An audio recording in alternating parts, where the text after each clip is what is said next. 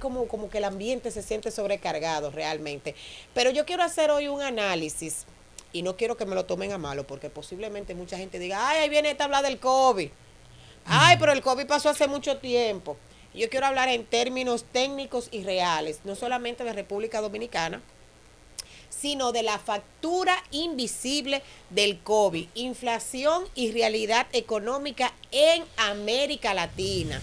Para hacer una comparación de quizás lo que nosotros vivimos, que evidentemente, como vivimos la situación de inflación y de alto costo de la vida, que mucho se habla de eso, pero es bueno también remontarse a las posibles situaciones que estemos arrastrando nosotros como país, así como también otros países de la región. Han pasado varios años desde que el mundo despertó lamentablemente con el tema del COVID-19 y también hace varios años que podemos decir que el COVID desapareció. Pero ¿qué ha dejado el COVID en la economía de Latinoamérica y evidentemente en la nuestra? Pues en República Dominicana, como en buena parte de Latinoamérica, la pandemia no solamente fue un problema sanitario, sino también que ha dejado un déficit económico, una cuenta por pagar con altos intereses. Miren, durante la pandemia, los gobiernos, sin excepción de colores, ni partidos, ni países,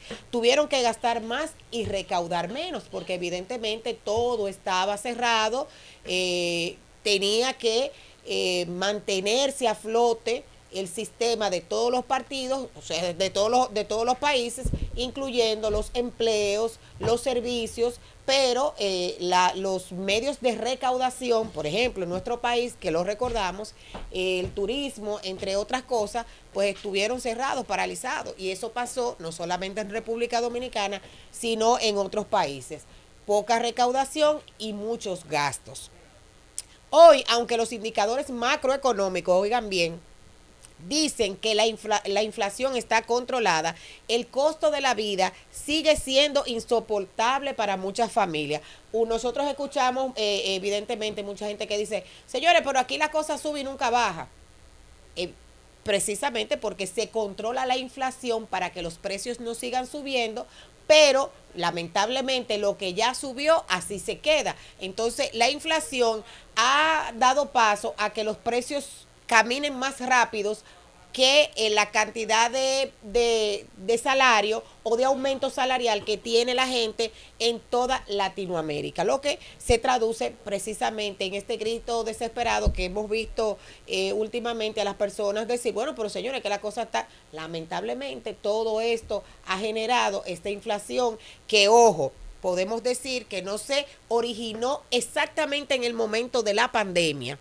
Sin embargo, la pandemia creó las condiciones para que se generara la inflación que hoy se ve en República Dominicana y en otros países. Pero a eso también súmenle la guerra de Ucrania, que mucha gente va a decir, ay, viene esta a hablar de que, señores, la situación que se generó del 20 a la fecha, que son solo 5 añitos, métanle lápiz. Por ejemplo, yo me meto en un vehículo a comprar un vehículo. El común denominador del tema para financiar son 5 años. Y en esos 5 años muchas veces el préstamo me sube. Entonces tú puedes decir que 5 años parecen mucho para haberse recuperado. Sin embargo, cuando vamos a la realidad, recuperarse de una situación como la que vivió el mundo, el COVID-19, no es tan fácil como parece. República Dominicana, sí, recuerden, fue uno de los países de Latinoamérica que exhibió en su momento el incremento económico o mejor dicho, ese crecimiento económico más sostenible porque fuimos de los primeros que abrimos nuestra frontera al turismo. Sin embargo, no se puede negar que toda esa deuda acumulada, todo ese déficit que generó la pandemia, no se puede comparar con otras gestiones de gobierno, ni siquiera en otros países. Miren, en el caso que no es exclusivo de República Dominicana, en Chile los precios de los alimentos subieron casi un 20% entre el 2021 y el 2023. O sea, después de la pandemia, como le dije, la pandemia en el momento no se vio realmente el tema inflacionario, pero creó ese caldo de cultivo para que la situación se fuera dando, empujados por el gasto público y las ayudas directas, lo mismo que pasó en República Dominicana. Recordemos todo el quédate en casa, todo lo que se tuvo que hacer para que la gente y el sistema no colapsara. En el caso de Colombia, el gobierno tuvo que enfrentar un ciclo inflacionario sin precedente en 2 décadas. Oigan bien, en Brasil la tasa de interés llegó a niveles históricos para contener los precios. Y en Argentina, la crisis fiscal se volvió estructural, con una inflación que ya supera el 100%. O sea, quise traer esta comparación para que ustedes vean, y no es justificando, porque posiblemente usted pueda decir, ay, ahí viene Karen a hablar del COVID, ay, este gobierno siempre vive montado en el tema del COVID. No es el gobierno, es un tema que si lo analizamos desde las aristas que esto provocó en otros países, vemos que República Dominicana no ha sido la excepción. Ahora bien, usted me podría preguntar, sí, pero también súmale a eso la corrupción, porque estamos ahora mismo encima de una situación que se ha destapado, que realmente está ahí.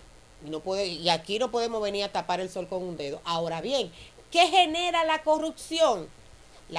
El déficit en los servicios. Por ejemplo, en este caso de Senasa, esa situación que destapa esta corrupción en Senasa, y esta situación lo que ha hecho es dejar de dar servicios, ¿verdad? Que es lo que nosotros por lo que nosotros luchamos y por lo que abogamos siempre, y más en el tema de la salud.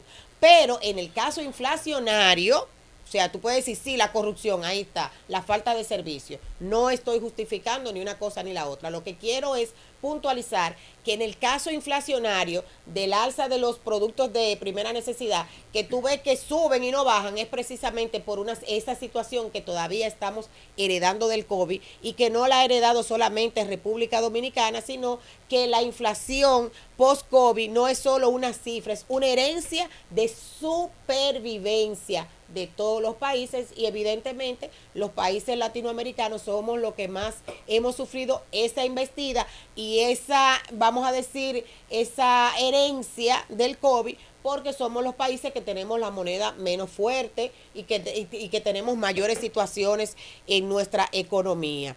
Sí, realmente podemos enlazar de manera seria y crítica y honesta la situación inflacionaria actual con el tema del COVID, sin justificar políticamente, sino explicando en términos de la situación económica que se vivió en el mundo.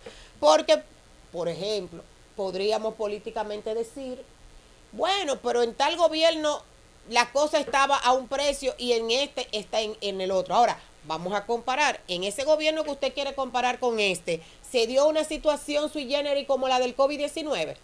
Que fue una pandemia mundial, que fue algo que nadie pudo prevenir, que fue algo que no fue una falta de planificación, más bien fue una situación que se dio que nadie estaba preparado para eso, nadie, y que nadie conocía cómo se iba a subsanar esta situación. Entonces el COVID no fue una crisis económica tradicional causada por una mala gestión fiscal o un desequilibrio interno de los países, sino que fue un choque externo que afectó el tema sanitario a nivel global. Por ejemplo, ¿qué hizo el COVID-19?